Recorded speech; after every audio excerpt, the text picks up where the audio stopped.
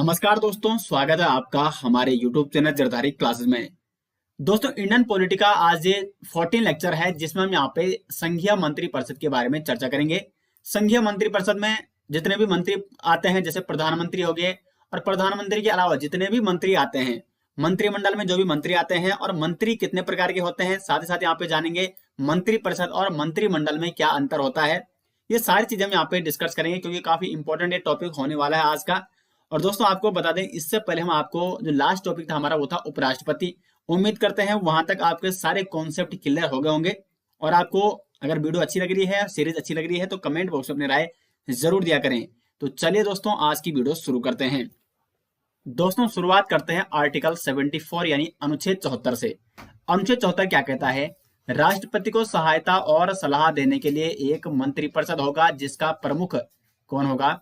प्रधानमंत्री होगा। इस आर्टिकल से क्या स्पष्ट हो रहा है यहाँ पे कि राष्ट्रपति जो होता है उसको सहायता और सलाह कौन देता है? मंत्रिपरिषद देता है। लेकिन मंत्रिपरिषद का प्रमुख कौन होता है? एग्जाम में पूछा जा सकता है कि मंत्रिपरिषद का प्रमुख कौन होता है? वो होता है प्रधानमंत्री। अब देखो, यानी जो राष्ट्रपति होता है वो किसकी सलाह पर कार्य करता है? प्रधानमंत्री या मंत्रिपरिषद की सलाह पर। आपको मैंने जो राष्ट्रपति के बारे में बताया था, तो वहां पे आर्टिकल 53 के बारे में मैंने आपको बताया था। आर्टिकल 53 कहता है कि जो कार्यपालिका की जो शक्तियां होती हैं, कार्यपालिका की शक्तियां वो किसमें निहित होती हैं? आपको मैंने बता रखा है, ये निहित होती हैं राष्ट्रपति में, राष्ट्रपति के पास। लेकिन दोस्तों, सिर्फ औपचारिक रूप से जो वास्तविक शक्तियां होती हैं कार्यपालिका की, वो किसके पास होती है? वो होती है दोस्तों प्रधानमंत्री के पास। वास्तविक वो आप अनुच्छेद 74 से समझ सकते हैं कि जो राष्ट्रपति होता है वो किसकी सलाह पर कार्य करता है? मंत्रिपरिषद की सलाह पर कार्य करता है, जिसका प्रमुख कौन होता है? प्रधानमंत्री होता है। यानी मंत्रिपरिषद और प्रधानमंत्री की सलाह उसको लेनी ही पड़ेगी राष्ट्रपति को। और यानी मंत्रिपरिषद और प्रधानमंत्री जो भी सलाह देते हैं राष्ट्रपति को, उसको वो माननी ही पड़ेगी। यानी आर्टिकल 53 में सिर्फ ये लिखा हुआ है कि कार्यपालिका की शक्तियां निहित किस में है? राष्ट्रपति में है। लेकिन औपचारिक रूप से दोस्तों वास्तविक शक्तियां किसके पास होती हैं? प्रधानमंत्री के पास होती हैं। अब आपके दिमाग में सवाल उठना चाहिए कि क्या जो राष्ट्रपति है वो हर कोई बात मानने के लिए बाध्य है मंत्रिपरिषद की? बिल्कुल हाँ दोस्तों, आपको यहाँ पे बिल्कुल समझना होगा कि जो 46वां संविधान संशोधन हुआ, 46वां संविधान संशोधन, ठीक है, ये कब हुआ था? 46वां संविधान संशोधन हुआ दोस्तों 1976 में। ये 46वां संविधान संशोधन में आपको क्यों बता रहा हूं? क्योंकि 46वां संविधान संशोधन जब हुआ 1976 में, उसके बाद इसमें यह कहा गया कि जो राष्ट्रपति है वो मंत्रिपरिषद की सलाह उसको लेनी ही होगी। और साथ ही साथ मंत्रिपरिषद और प्रधानमंत्री की कोई भी सलाह जो अगर प्रधानमंत्री और मंत्रिपरिषद देता है, तो राष्ट्रपति उसके लिए क्या कर दिया गया है? बाध्य कर दिया गया है उस सलाह को मानने के लिए। किसके द्वारा? 46वां संविधान संशोधन 1976 के द्वारा। अब दोस्तों, आपके दिमाग में सवाल उठना चाहिए कि क्या कोई ऐसा, यदि संसद में, माना संसद के दोनों सदनों से, राज्यसभा हो गया या लोकसभा हो गया, वहां से कोई विधेयक पारित हो गया और मतलब कुल मिला के उसको मंत्रिपरिषद की क्या मिल गई है? सलाह मिल गई है उस विधेयक को कि ये विधेयक बिल्कुल सही है, प्रधानमंत्री की भी सलाह मिल गई है, और वो पहुंच गया राष्ट्रपति के पास। तो क्या राष्ट्रपति उस सलाह को मानने के लिए सीधे बाध्य है या उसको पुनर्विचार के लिए वो एक बार संसद में लौटा सकता है? तो बिल्कुल दोस्तों, केवल एक बार, ठीक है, केवल एक बार क्या कर सकता है? राष्ट्रपति उस विधेयक को संसद में लौटा सकता है। लेकिन वो क्या नहीं होना चाहिए? धन विधेयक नहीं होना चाहिए। धन विधेयक के अलावा राष्ट्रपति अन्य विधेयकों को क्या कर सकता है? संसद में पुनर्विचार के लिए लौटा सकता है। लेकिन यदि राष्ट्रपति ने पुनर्विचार के लिए लौटा दिया और लोकसभा में उसमें कोई परिवर्तन नहीं हुआ, माना लोकसभा ने पुनः उसको क्या कर दिया? पारित कर दिया, या उसमें कुछ संशोधन करके या बिना संशोधन करके, और पुनः वो अगर राष्ट्रपति के पास पहुंच गया वो विधेयक, तो राष्ट्रपति यहाँ पे बाध्य कर दिया गया है कि राष्ट्रपति क्या है? राष्ट्रपति को उसमें स्वीकृति देनी ही पड़ेगी। केवल धन विधेयक को राष्ट्रपति पुनर्विचार के लिए इसलिए नहीं लौटा सकता है, ये आपको बताया गया है, क्योंकि धन विधेयक जो होता है वो राष्ट्रपति की पूर्वानुमति से ही संसद में क्या किया जाता है? उसको प्रस्तुत किया जाता है। तो धन विधेयक के अलावा किसी अन्य विधेयक को राष्ट्रपति पुनर्विचार के लिए लौटा सकता है केवल एक बार। और अगर संसद ने उसको पुनः पारित कर दिया है उसमें संशोधन करके या बिना कोई संशोधन के वैसे ही पहुंच गया वो राष्ट्रपति के पास, तो राष्ट्रपति पुनः उसको नहीं लौटा सकता है संसद के पास। राष्ट्रपति को उस पर अपनी स्वीकृति देनी ही होगी। तो 46वां संविधान संशोधन 1976 के तहत राष्ट्रपति मंत्रिपरिषद और प्रधानमंत्री की बात मानने के लिए या सलाह मानने के लिए बाध्य कर दिया गया है, ये आपको यहाँ पे समझना होगा। दोस्तों तो उम्मीद करते हैं आर्टिकल 74 आपको यहाँ पे अच्छे से समझ में आ गया होगा। अब देखो आर्टिकल 75 ये काफी इंपॉर्टेंट है क्योंकि यहां से अक्सर एग्जाम में क्वेश्चन बनते हैं। देखो आर्टिकल 75 क्या कहता है, प्रधानमंत्री की नियुक्ति राष्ट्रपति करेगा तथा अन्य मंत्रियों की नियुक्ति राष्ट्रपति प्रधानमंत्री की सलाह पर करेगा। तो यहां से कुछ क्वेश्चन बनते हैं, बेसिक क्वेश्चन। जैसे क्वेश्चन बनते हैं कि प्रधानमंत्री की नियुक्ति कौन करता है, तो आंसर आ जाएगा राष्ट्रपति करता है। अन्य मंत्रियों की नियुक्ति कौन करता है, राष्ट्रपति करता है, लेकिन क्या है, प्रधानमंत्री की सलाह पर। इस प्रकार के क्वेश्चन यहाँ पे देखो ऑप्शन क्या आते हैं, जैसे आगे एग्जाम में कि मंत्रियों की नियुक्ति कौन करता है, जो आपके मंत्रिपरिषद के मंत्री होते हैं उनकी नियुक्ति करता है। ऑप्शन आ जाएगा प्रधानमंत्री, दूसरा ऑप्शन आ जाएगा राष्ट्रपति, तीसरा ऑप्शन आ जाएगा सुप्रीम कोर्ट का मुख्य न्यायाधीश, और चौथा ऑप्शन आ जाएगा प्रधानमंत्री की सलाह पर राष्ट्रपति। तो आपको ऑप्शन डी करना है, क्योंकि देखो राष्ट्रपति का ऑप्शन तो बी में भी है, लेकिन डी में क्या कहा गया है कि प्रधानमंत्री की सलाह पर राष्ट्रपति। तो ये हो जाएगा आपका सटीक आंसर। अब ये तो पता चल गया आपको कि प्रधानमंत्री की नियुक्ति राष्ट्रपति करता है, अन्य मंत्रियों की नियुक्ति भी कौन करता है, राष्ट्रपति करता है। ये उल्लेख मिलता है अनुच्छेद 75 के 1 में। लेकिन प्रधानमंत्री किससे चुना जाता है, तो दोस्तों इसके लिए क्या है, इंपॉर्टेंट बात यह है कि जो बहुमत दल का नेता होता है, बहुमत दल का नेता होना चाहिए। अब बहुमत कैसे यहाँ पे साबित होगा, तो जैसे अभी वर्तमान में कितनी सीटें हैं लोकसभा में, देखो दोस्तों सदन 2 होते हैं, लोकसभा और राज्यसभा में। लेकिन दोस्तों प्रधानमंत्री वही बन सकता है, उसी दल का नेता बन सकता है जिसके दल के पास, जिसकी पार्टी के पास लोकसभा में क्या है, बहुमत है। राज्यसभा में कोई फर्क नहीं पड़ता, राज्यसभा में बहुमत है या नहीं है, इससे ये इंपॉर्टेंट नहीं है, क्योंकि जो लोकसभा के सदस्य होते हैं वो डायरेक्ट जनता द्वारा निर्वाचित किए जाते हैं, और लोकसभा में बहुमत जरूरी है, तभी जाके उस दल का नेता क्या बनेगा, प्रधानमंत्री बनेगा। देखो लोकसभा में टोटल है 545 सीटें, 545 में से जिसके पास क्या है 273 सीटें हैं, इस दल का नेता क्या बन जाएगा, प्रधानमंत्री बन जाएगा। अब आपके दिमाग में सवाल उठना चाहिए कि प्रधानमंत्री जो बनता है वो राज्यसभा का सदस्य होना चाहिए या लोकसभा का सदस्य होना चाहिए। तो दोनों सदनों में से, ठीक है, दोनों सदन, चाहे वो आपका लोकसभा का है या आपका राज्यसभा का क्या है, सदस्य है दोस्तों, तो वो प्रधानमंत्री बन सकता है। लोकसभा का सदस्य भी यहाँ पे प्रधानमंत्री बन सकता है, राज्यसभा का सदस्य भी यहाँ पे प्रधानमंत्री बन सकता है। जैसे डॉक्टर मनमोहन सिंह थे, वो राज्यसभा के सदस्य थे, वो लोकसभा से निर्वाचित होकर नहीं आए थे, बल्कि वो राज्यसभा के सदस्य थे। जबकि जो वर्तमान के प्रधानमंत्री हैं नरेंद्र मोदी, वो लोकसभा के सदस्य हैं।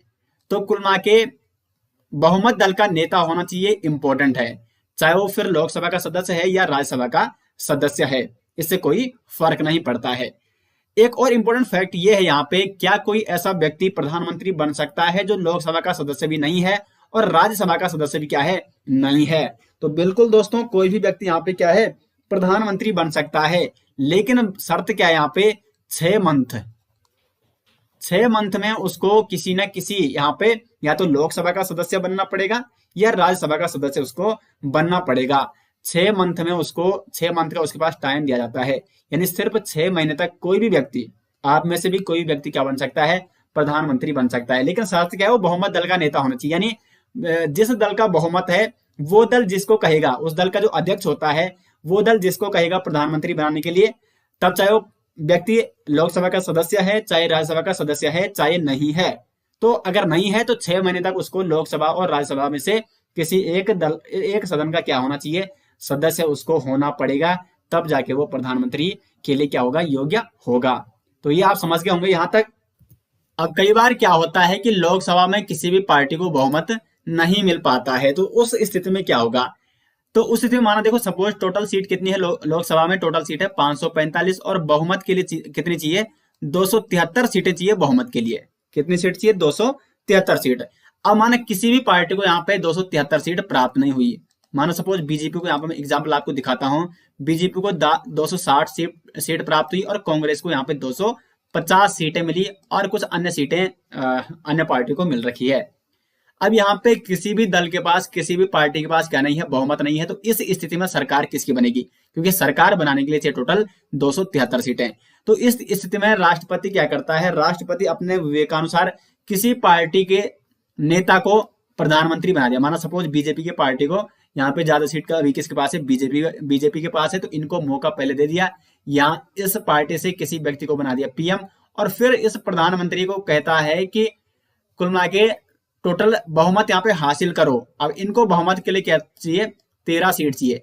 तो अगर बीजेपी यहाँ पे 13 सीटें ला सकती है तो वो बहुमत हासिल कर लेगी और यहाँ पे उसकी सरकार बन जाएगी। लेकिन अगर बीजेपी ये 13 सीटें नहीं कर पाई कहीं से, तो फिर बीजेपी यहाँ पे सरकार नहीं बना सकती है। फिर राष्ट्रपति अपने विवेकानुसार दूसरी पार्टी को मौका देता है।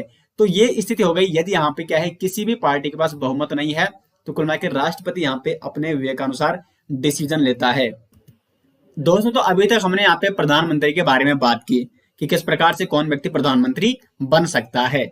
अब देखो, मंत्री के संबंध में क्या है, क्या ऐसा हो सकता है कि मंत्री जो परिषद का जिसको सदस्य बनना है, जिसको क्या बनना है, कैबिनेट मंत्री बनना है, क्या वो जरूरी है कि लोकसभा का ही सदस्य होना चाहिए या राज्यसभा का ही सदस्य होना चाहिए या नहीं होना चाहिए? तो देखो, ऐसी कोई जरूरत नहीं है। अगर वो या तो लोकसभा का सदस्य है, कोई बात नहीं, राज्यसभा का भी सदस्य है, तो भी वो मंत्री बन सकता है। और यदि वो किसी भी सदन का क्या नहीं है, सदस्य नहीं है, तो वो व्यक्ति भी 6 माह की उसको समय अवधि दी जाएगी। और मतलब 6 माह तक वो, जैसे माना कोई व्यक्ति है, उसने इलेक्शन लड़ा ही नहीं है, न वो लोकसभा का सदस्य है, न वो राज्यसभा का सदस्य है, और प्रधानमंत्री नरेंद्र मोदी ने देख लिया कि यार ये व्यक्ति क्या है, बिल्कुल इस काबिल है, इसको बनाना पड़ेगा, कैबिनेट में बिठाना पड़ेगा। तो प्रधानमंत्री नरेंद्र मोदी ने उसको कैबिनेट में बिठा दिया, शिक्षा मंत्री उसको बना दिया। अब उस व्यक्ति को 6 महीने का अवसर दिया जाएगा, समय अवधि दी जाएगी, तो कि उस व्यक्ति को 6 महीने में किसी न किसी सदन का सदस्य बनना पड़ेगा, या लोकसभा का या राज्यसभा का। अगर ये व्यक्ति 6 महीने के अंतर्गत लोकसभा या राज्यसभा का सदस्य बन सकता है तो ये बन गया शिक्षा मंत्री, कैबिनेट में बैठ गया। लेकिन अगर नहीं बना तो फिर ये नहीं बन सकता है। तो कोई व्यक्ति, ऐसा जरूरी नहीं है कि वो लोकसभा का भी वर्तमान में सदस्य है, नहीं है, तो अगर वो नहीं है तो 6 महीने में उसको क्या करना पड़ेगा, कुल मिला के साबित करना होगा, और वहां पे इलेक्शन लड़के उसको कुल मिला के सदस्य बनना पड़ेगा, लोकसभा का या राज्यसभा का। और इसका उल्लेख कौन से अनुच्छेद में मिलता है? आर्टिकल 75 के 5 में। ठीक है, 75 के 5 में, ये 75 का 1 है। इसमें क्या लिखा है? प्रधानमंत्री की नियुक्ति राष्ट्रपति करेगा तथा अन्य मंत्रियों की नियुक्ति राष्ट्रपति प्रधानमंत्री की सलाह पर करता है। और आर्टिकल 75 के 5 में ये लिखा है कि कोई भी मंत्री, ठीक है, कोई भी मंत्री बन सकता है, लेकिन 6 माह की समय अवधि में उसको संसद के किसी भी सदन का सदस्य बनना पड़ेगा। अब बात आती है दोस्तों यहाँ पे शपथ की। शपथ कौन दिलाता है? मंत्रिपरिषद को। तो मंत्रिपरिषद को यहाँ पे देखो, प्रधानमंत्री और मंत्रिपरिषद, क्योंकि मंत्रिपरिषद का मुखिया कौन है? प्रधानमंत्री है, के सभी सदस्य राष्ट्रपति के समक्ष पद और गोपनीयता की शपथ लेते हैं। तो शपथ कौन दिलाता है? राष्ट्रपति दिलाता है। राष्ट्रपति के समक्ष क्या लेते हैं? पद और गोपनीयता की शपथ लेते हैं, चाहे वो प्रधानमंत्री हो, चाहे वो मंत्रिपरिषद के कोई भी सदस्य, यानी मंत्रिपरिषद में ही आ गया आपका प्रधानमंत्री। दोस्तों, अब हम बात करते हैं कि कार्यकाल क्या होता है मंत्रिपरिषद के सदस्यों का। मंत्रिपरिषद में आपका प्रधानमंत्री भी आ गया। ठीक है, जब भी मैं मंत्रिपरिषद कहूं तो मंत्रिपरिषद का मुखिया कौन होता है? वो प्रधानमंत्री होता है। तो आपको समझ लेना है। ठीक है, तो कार्यकाल क्या होता है? तो देखो, कार्यकाल का उल्लेख मिलता है आर्टिकल 75 के 2 में।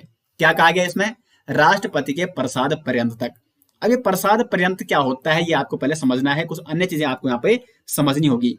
देखो, जो लोकसभा होता है, लोकसभा का जो क्या होता है कार्यकाल होता है, अधिकतम वो होता है 5 वर्ष। लेकिन 5 वर्ष से पूर्व भी लोकसभा भंग हो सकती है, क्योंकि यदि जिस दल की क्या है यहाँ पे सरकार है अभी, माना क्या हो गया कि उस दल का बहुमत उसको प्राप्त न हुआ। बहुमत क्या, कई बार क्या होता है कि कई बार जो सरकारें बनती है वो गठन से बनती है। ठीक है, अनेक दल क्या करते हैं, गठित होकर सरकार बनाते हैं, और उस सरकार के गिरने के चांस भी ज्यादा रहते हैं। क्योंकि माना कोई एक दल, माने यहाँ पे क्या है, मैंने आपको अभी बताया था ना कि 260 माना सपोज बीजेपी के पास क्या है, सदस्य हैं अपने, और 13 सदस्य उसने किसी अन्य पार्टी से क्या कर लिए, यहाँ पे ले लिए और गठबंधन करके बना दिया। 273 पूर्ण बहुमत हो गया, तो सरकार तो बना दी। और माने जो 13 सदस्य हैं अन्य पार्टी के, ये कभी छोड़ के चले गए, तो अब बीजेपी के पास कितने हैं? 260 सदस्य हैं, और 260 सदस्य पर सरकार तो बन नहीं सकती है। तो इसलिए यहाँ पे सरकार गिर जाएगी, और सरकार गिर जाएगी तो वो व्यक्ति यहाँ पे जो प्रधानमंत्री है अभी, वो यहाँ पे प्रधानमंत्री नहीं रह पाएगा।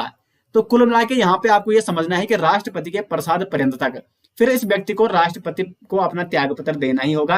क्योंकि जब उसकी मतलब बहुमत दल, जब जो बहुमत दल था, जिस दल के पास बहुमत था, उसके पास जब बहुमत ही नहीं रहा, तो फिर वो प्रधानमंत्री भी नहीं रह सकता है। तो फिर ये अपना त्याग पत्र दे देता है। तो कुल मिला के 5 वर्ष से पहले कभी भी क्या है, प्रधानमंत्री क्या हो सकता है, सरकार उसकी गिर सकती है। तो इसीलिए यहाँ पे ऐसा नहीं कहा गया है कि 5 वर्ष तक प्रधानमंत्री का कार्यकाल होगा। अधिकतम हो सकता है 5 वर्ष तक, यदि सरकार बिल्कुल सही रूप से चल रही है, बहुमत जो विश्वास मत होता है वो अगर समाप्त नहीं हो रहा है, वो बिल्कुल बना हुआ है, तो संपूर्ण रूप से जो अधिकतम समय होता है सरकार का या प्रधानमंत्री का वो होता है 5 वर्ष। लेकिन 5 वर्ष से पहले भी मैं आपको पहले ही बता चुका हूं कि यहाँ पे क्या हो सकता है, सरकार गिर सकती है। तो इसीलिए राष्ट्रपति के प्रसाद पर्यंत तक, यानी जब तक राष्ट्रपति चाहता है तब तक ही प्रधानमंत्री अपने पद पर बना रहता है। ये आपको नोट करना है। भले राष्ट्रपति के चाहने से नहीं होगा, वो डिपेंड किस पे करता है, बहुमत पे डिपेंड करता है। अगर बहुमत नहीं है तो फिर राष्ट्रपति को इसको त्यागपत्र देना ही होगा इस प्रधानमंत्री को। तो उम्मीद करते हैं आप यहाँ पे अच्छे से समझ में आ गए होंगे। एक और चीज आपको दोस्तों यहाँ पे नोट करनी है। देखो आर्टिकल 75 तो आपने देख लिया। अब एक आता है आर्टिकल 75(3). ये क्या कहता है? आर्टिकल 75 का 3 कहता है कि जो मंत्रिपरिषद होता है वो लोकसभा के प्रति सामूहिक रूप से उत्तरदायी होता है, जबकि व्यक्तिगत रूप से वो राष्ट्रपति के प्रति उत्तरदायी होता है। तो मैं यहाँ पे लिख के दे रहा हूं क्योंकि ये कई बार डायरेक्ट एग्जाम में पूछा जाता है। व्यक्तिगत रूप से जो मंत्रिपरिषद होता है वो किसके प्रति उत्तरदायी होता है? राष्ट्रपति के प्रति। व्यक्तिगत रूप से राष्ट्रपति के प्रति। जबकि अगर हम सामूहिक रूप की बात करें, सामूहिक रूप से किसके प्रति उत्तरदायी होता है? लोकसभा के प्रति। ये दोनों इंपॉर्टेंट यहाँ पे पॉइंट है क्योंकि कई बार एग्जाम में पूछे जा चुके हैं। तो मंत्रिपरिषद व्यक्तिगत रूप से राष्ट्रपति के प्रति उत्तरदायी होता है और मंत्रिपरिषद सामूहिक रूप से लोकसभा के प्रति उत्तरदायी होता है। बढ़ते हैं दोस्तों आगे और अब हम बात करेंगे मंत्रिपरिषद का आकार, यानी मंत्रिपरिषद में कितने टोटल मंत्री होना चाहिए, कितना उसका आकार होना चाहिए। ऐसा नहीं हो सकता है कि मंत्री मतलब कितने भी आप मंत्री बना सकते हो। सपोज किसी प्रधानमंत्री ने राष्ट्रपति को कह दिया, क्योंकि देखो मंत्री की नियुक्ति तो राष्ट्रपति करता है, लेकिन किसकी सलाह पर? प्रधानमंत्री की सलाह पर। अब सपोज किसी पीएम ने क्या कर दिया कि मेरे सभी जितने भी मेरे सदस्य हैं लोकसभा में, जितने भी मेरी पार्टी के सदस्य हैं, सबको यहाँ पे सबको यहाँ पे मंत्री बना दो। ऐसा तो हो नहीं सकता। तो इसलिए यहाँ पे आर्टिकल 75(1) का क्या कहता है। इससे पहले समझने वाली बात यह है कि जो ये आर्टिकल इसमें जोड़ा गया है, ये कब जोड़ा गया है? 91वां संविधान संशोधन इसमें किया गया है। ठीक है, 91वां संविधान संशोधन कब किया गया? ये वर्ष 2003 में। तो 91वां संविधान संशोधन वर्ष 2003 के अनुसार मंत्रिपरिषद में सदस्यों की संख्या प्रधानमंत्री सहित लोकसभा सदस्यों की कुल संख्या के 15% से अधिक नहीं होनी चाहिए। और इसका उल्लेख हमें मिलता है आर्टिकल 75 के 1 के का में। यानी जितने भी सदस्य लोकसभा में है, टोटल लोकसभा सदस्यों की संख्या कितनी है? वो है आपकी 545, यानी 545। तो 545 का 15% जितना भी आएगा उससे अधिक यहाँ पे मंत्रियों की संख्या नहीं होनी चाहिए। तो आप समझ गए होंगे कि मंत्रिपरिषद का आकार कितना होना चाहिए? टोटल लोकसभा सदस्यों का 15%। और इस 15% में जो मंत्री आएंगे वो उसमें प्रधानमंत्री भी गिना जाएगा। ऐसा नहीं कि आपने प्रधानमंत्री को अलग रख दिया, क्योंकि प्रधानमंत्री भी क्या है? आपका लोकसभा का ही सदस्य है और वो भी क्या है? मंत्रिपरिषद ही है, मंत्रिपरिषद का ही वो सदस्य है। ठीक है, तो यहाँ तक आप उम्मीद करते हैं आपको यहाँ तक अच्छे से समझ में आ गया होगा। अब बढ़ते हैं आगे और अब बात करेंगे भारत का महान्यायवादी। देखो इसका जो उल्लेख मिलता है वो मिलता है अनुच्छेद 76। अनुच्छेद 76 क्या कहता है कि राष्ट्रपति उच्चतम न्यायालय का न्यायाधीश होने के योग्य किसी व्यक्ति को भारत का महान्यायवादी नियुक्त करेगा। तो यहां से आप क्या समझे कि जो भारत का महान्यायवादी होगा उसकी योग्यता क्या है? कि वो उच्चतम न्यायालय का न्यायाधीश होने के योग्य होना चाहिए। यानी वो सुप्रीम कोर्ट जो होता है उसका न्यायाधीश होने को वो योग्य होने चाहिए। ऐसे व्यक्ति को राष्ट्रपति क्या करता है? महान्यायवादी नियुक्त करता है। तो एग्जाम में क्वेश्चन बनता है कि महान्यायवादी की नियुक्ति कौन करता है? तो वो करता है दोस्तों राष्ट्रपति करता है। एक फैक्ट तो ये हो गया यहाँ से। उसके बाद जो महान्यायवादी होता है वो भारत सरकार का मुख्य कानूनी सलाहकार होता है। समय समय पर भारत सरकार को वो कानूनी सलाह देता है और यदि भारत सरकार पर कोई क्या करता है? केस करता है, तो भारत सरकार की तरफ से कौन उस केस को हैंडल करेगा, कौन उस केस को लड़ेगा? तो वो लड़ेगा महान्यायवादी। तो भारत सरकार का ये क्या होता है? मुख्य कानूनी सलाहकार होता है। अब देखो ये महान्यायवादी जो होता है ये दोनों सदनों में बैठ सकता है, दोनों सदन में बैठ सकता है। ये आपको नोट करना है क्योंकि यहां से डायरेक्ट एग्जाम में क्वेश्चन इस प्रकार से बन सकता है कि ऐसा कौन सा व्यक्ति है जो संसद के दोनों सदनों में बैठ तो सकता है, लेकिन वहां पे उसमें मतलब कोई विधेयक अगर पारित हो रहा है तो उसमें वो वोट नहीं डाल सकता है। तो ये महान्यायवादी संसद के दोनों सदनों में बैठ तो सकता है, लेकिन संसदीय प्रक्रिया में वो वोट नहीं कर सकता है। और इसका उल्लेख मिलता है हमें आर्टिकल किसमें, 88 में। आर्टिकल 88 के अनुसार जो महान्यायवादी होता है वो संसद के दोनों सदनों में, चाहे वो राज्यसभा का है चाहे वो लोकसभा का है, दोनों में बैठ सकता है, लेकिन इसको वोट डालने का अधिकार नहीं है, क्योंकि ये जनता द्वारा निर्वाचित नहीं किया गया है। ये किसने नियुक्त किया है इसको नियुक्त किया है भारत के राष्ट्रपति ने। और इसका जो कार्यकाल होता है वो होता है राष्ट्रपति के प्रसाद पर्यंत तक। लेकिन सलाह किसकी रहती है पीछे से, वो रहती है दोस्तों पीएम की। पीएम की सलाह पर यदि पीएम ने सलाह दे दी राष्ट्रपति को कि जो अभी आपका जो महान्यायवादी है उसको हटाया जाए, तो राष्ट्रपति को उसको हटाना होगा। और पीएम की सलाह पर ही राष्ट्रपति क्या करता है, महान्यायवादी की नियुक्ति करता है। तो कार्यकाल कितना होता है इसका, राष्ट्रपति के प्रसाद पर्यंत। जब तक राष्ट्रपति चाहेगा तब तक वो अपना कार्य अपने उसमें पद पे बना रहेगा, और जिस दिन राष्ट्रपति चाहेगा उस दिन राष्ट्रपति उसको हटा सकता है। लेकिन सलाह किसकी होती है पीछे से, वो होती है प्रधानमंत्री की। दोस्तों तो आप आर्टिकल 76 तक यहाँ पे अच्छे से समझ गए होंगे। अब बात करते हैं कि आर्टिकल 77 क्या कहता है। अनुच्छेद 77 कहता है कि जो भारत सरकार द्वारा जो भी कार्य किए जाते हैं या संचालन किया जाता है जिन भी कार्यों का, वो किसके नाम पर किए जाते हैं, राष्ट्रपति के नाम पर। माना विदेश के साथ कोई संधि करनी है, विदेश से कोई समझौता करना है किसी अन्य देश से, तो किसके नाम पर किया जाएगा, राष्ट्रपति के नाम पर किया जाएगा। और 78 क्या कहता है, आर्टिकल 78, आर्टिकल 78 आपका कहता है कि प्रधानमंत्री के कर्तव्य क्या है। प्रधानमंत्री का कर्तव्य बताता है आर्टिकल 78। अब प्रधानमंत्री का कर्तव्य क्या है ये, तो प्रधानमंत्री का कर्तव्य ये है कि राष्ट्रपति को वो जानकारी देता है संसद में क्या चल रहा है, वहां पे कौन से निर्णय लिए गए हैं, मंत्रिपरिषद द्वारा जो भी निर्णय लिए गए हैं उनकी जानकारी राष्ट्रपति तक कौन पहुंचाता है, वो पहुंचाता है पीएम यानी प्रधानमंत्री। और किस अनुच्छेद में इसका उल्लेख मिलता है, आर्टिकल 78 में। और ये क्या है, प्रधानमंत्री का क्या है, कर्तव्य है। तो अनुच्छेद 78 क्या कहता है, प्रधानमंत्री के कर्तव्यों के बारे में बताता है। दोस्तों अब हम बात करते हैं यहाँ पे मंत्रियों के प्रकार, यानी मंत्रिपरिषद में या मंत्रिमंडल में जो भी मंत्री होते हैं कितने प्रकार के मंत्री होते हैं। तो जनरली वैसे मंत्री होते हैं 3 प्रकार के, कैबिनेट मंत्री, राज्य मंत्री और उप मंत्री। एक स्वतंत्र प्रभार राज्य मंत्री होता है, उसके बारे में हम आगे चर्चा करेंगे अभी इसी वीडियो में। तो देखो जनरली मैंने आपको बता दिया, लेकिन यहाँ पे समझने वाली बात है कि यह मंत्रिपरिषद और मंत्रिमंडल में क्या डिफरेंस है। एक होता है मंत्रिपरिषद और एक होता है मंत्रिमंडल। मंत्रिपरिषद ये कम शक्तिशाली होता है, मंत्रिमंडल अधिक शक्तिशाली होता है। तो पहले हम मंत्रिपरिषद को समझने का यहाँ पे प्रयास करेंगे। तो मंत्रिपरिषद में आते हैं प्रधानमंत्री, कैबिनेट मंत्री, राज्य मंत्री और उप मंत्री। ये सभी किसमें आते हैं, किसमें निहित होते हैं, मंत्रिपरिषद में। मंत्रिपरिषद का सबसे प्रमुख जो मुख्य होता है प्रधानमंत्री होता है। और इसमें जो कैबिनेट मंत्री होता है इसके बारे में बात करते हैं। कैबिनेट मंत्री होता है अपने विभाग या मंत्रालय का अध्यक्ष। क्या होता है ये, अपने विभाग या मंत्रालय का अध्यक्ष होता है। अपने विभाग या मंत्रालय का अध्यक्ष से आप क्या समझे, माना जैसे कोई रक्षा मंत्री है तो वो रक्षा मंत्रालय या रक्षा विभाग का क्या है, अध्यक्ष है। कोई वित्त मंत्री है या कोई वन और पर्यावरण मंत्री है। तो कुल मिला के अपने अपने विभाग का जो अध्यक्ष होता है और मुखिया होता है वो कौन होता है, कैबिनेट मंत्री होता है। कैबिनेट मंत्री के नीचे आते हैं राज्य मंत्री। राज्य मंत्री ये कैबिनेट मंत्री का सहायक होता है और कैबिनेट मंत्री के ये अधीन कार्य करता है। और साथ साथ जो कैबिनेट मंत्रियों की जो बैठक होती है इसमें राज्य मंत्री पार्टिसिपेट या भाग नहीं ले सकता है।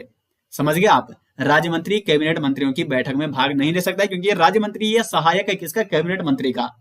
कैबिनेट मंत्री में कौन भाग ले सकते हैं, कैबिनेट मंत्री ही भाग ले सकते हैं।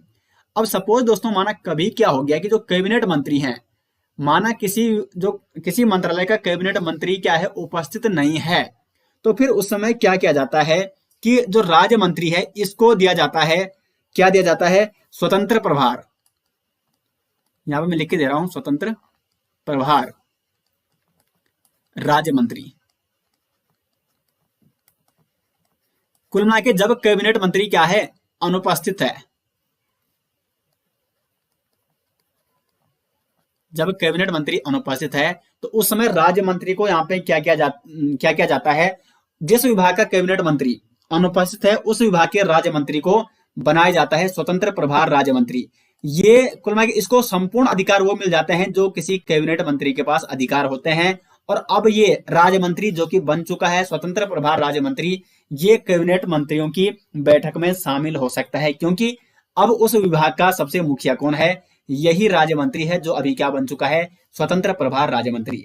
तो कैबिनेट मंत्रियों की बैठक होती है, यदि किसी विभाग का कैबिनेट मंत्री उपस्थित नहीं है तो उस विभाग के राज्य मंत्री को बनाया जाता है स्वतंत्र प्रभार राज्य मंत्री, और ये उस बैठक में शामिल हो सकते हैं क्योंकि ये अब बन चुका है अपने विभाग का मुखिया।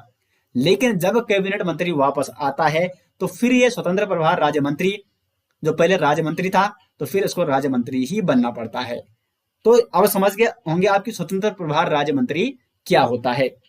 तीसरा जो आता है यहाँ पे उपमंत्री। उपमंत्री ये आपका कैबिनेट मंत्री अथवा स्वतंत्र प्रभार राज्य मंत्री के अंतर्गत आता है, इसके अंदर ही आता है और इनके अंडर में ही आता है। तो ये हो गया कुल मिला के इन सभी मंत्रियों को मिलाकर बनता है आपका मंत्रिपरिषद। मंत्रिपरिषद में कौन कौन से शामिल हैं, प्रधानमंत्री शामिल है, आपके कैबिनेट मंत्री शामिल है, आपके राज्य मंत्री शामिल है। राज्य मंत्री को कभी कभी क्या बनाया जाता है, स्वतंत्र प्रभार राज्य मंत्री बनाया जाता है, और आपका उप मंत्री इसमें शामिल है। अब बात करते हैं हम मंत्रिमंडल की। मंत्रिमंडल में कौन कौन सदस्य होते हैं, कौन कौन होते हैं। नंबर 1 प्रधानमंत्री, ये तो खैर मुखिया है, और दूसरे इसमें होते हैं कैबिनेट मंत्री। अब देखो माना सपोज जैसे मैंने आपको यहाँ पे बताया था, कभी कभी कैबिनेट मंत्री उपस्थित नहीं है तो उसकी जगह राज्य मंत्री को बनाया जाता है स्वतंत्र प्रभार राज्य मंत्री। तो स्वतंत्र प्रभार राज्य मंत्री उस समय मंत्रिमंडल में शामिल हो सकता है, यहाँ पे वो मंत्रिमंडल के साथ जब वो बैठक में शामिल हो सकता है तो कुल मिला के वो यहाँ पे उस समय शामिल हो सकता है। तो जनरली जो मंत्रिमंडल होता है वो शक्तिशाली इसलिए अधिक माना जाता है क्योंकि यहाँ पे प्रधानमंत्री और सिर्फ कैबिनेट मंत्री हैं। प्रधानमंत्री और कैबिनेट मंत्री को मिलाकर बनता है मंत्रिमंडल। तो प्रधानमंत्री तो मुखिया है और कैबिनेट मंत्री अपने विभागों के मुखिया हैं, तो इन दो को मिलाकर बनता है मंत्रिमंडल, इसलिए अधिक शक्तिशाली होता है। और जो मंत्रिपरिषद होता है इसमें ये सभी आते हैं। तो उम्मीद करते हैं आपको यहाँ पे अच्छे से समझ में आ गया होगा। दोस्तों आपने एक अन्य टर्म भी सुना होगा, किचन कैबिनेट। किचन कैबिनेट क्या होता है इसको जरा मैं आपको समझाने का प्रयास करता हूं। किचन कैबिनेट में लगभग 15 से 20 सदस्य ऐसे शामिल होते हैं इसमें जो कि प्रधानमंत्री के बिल्कुल करीबी होते हैं। किसी विशेष मुद्दे पर ये प्रधानमंत्री को क्या देते हैं, सलाह देते हैं। इसमें कुछ मंत्री शामिल होते हैं, या साथ ही साथ इसमें जो प्रधानमंत्री के क्या होते हैं, परिवार के सदस्य भी इसमें शामिल हो सकते हैं, परिवार सदस्य। तो कुल मिला के जो कि बिल्कुल करीबी होते हैं, जिनके साथ प्रधानमंत्री अपनी सारी मतलब कुल मिला के जो विशेष मुद्दे होते हैं उन पे क्या कर सकता है, निर्णय ले सकता है। वो समय समय पर इसको प्रधानमंत्री को क्या देते हैं, राय देते हैं। इसीलिए यहाँ पे किचन कैबिनेट बनाया गया है, और इसमें पीएम के परिवार के सदस्य भी शामिल हो सकते हैं। लेकिन कई बार देखने को मिला कि किचन कैबिनेट का यहाँ पे गलत मिसयूज किया गया। बहुत सारे मतलब कुल मिला के यहाँ पे परिवारवाद का मामला, परिवार के सदस्यों ने अपने हित के लिए किसी प्रधानमंत्री को कुछ ऐसी राय दे दी, तो कुल मिला के कई बार इसको क्या है, मिसयूज देखने को मिला। तो ये हो गया यहाँ पे किचन कैबिनेट। सभी मंत्रियों के प्रकार, जो मंत्रियों के प्रकार है वो मैंने आपको यहाँ पे बता दिया है। महान्यायवादी मंत्रिपरिषद, ये हमने आज सारी चीजें यहाँ पे डिस्कस की, अनुच्छेद 74 से लेकर और भारत का महान्यायवादी तक यहाँ पे हमने चर्चा की। मंत्रियों के प्रकार भी आपको बता दिया है। तो उम्मीद करते हैं आपको यहाँ पे अच्छे से समझ में आ गया होगा जो भी चीजें हमने आज यहाँ पे डिस्कस की। और नेक्स्ट से हम शुरू करेंगे भारत का संसद में आपका निचला सदन यानी लोकसभा और उच्च सदन राज्यसभा, इनके बारे में हम डीपली वहां पे चर्चा करेंगे। वहां से कई प्रकार के क्वेश्चन बनने की संभावना रहती है एग्जाम में। वैसे पॉलिटी ऐसी है, जितना अच्छे से आप पढ़ने लग जाओगे तो काफी इंटरेस्ट इसमें आता है दोस्तों, और यदि आप समझने का प्रयास करोगे तो बड़ी आसानी से आप इनको याद भी कर सकते हैं। तो उम्मीद करते हैं दोस्तों आपको यहाँ पे समझ में आ गया होगा, और वीडियो यदि अच्छी लगी तो वीडियो के बारे में कमेंट बॉक्स में राय जरूर दें, वीडियो को लाइक और शेयर जरूर करते रहें। तो मिलते हैं दोस्तों नेक्स्ट, तब तक के लिए धन्यवाद।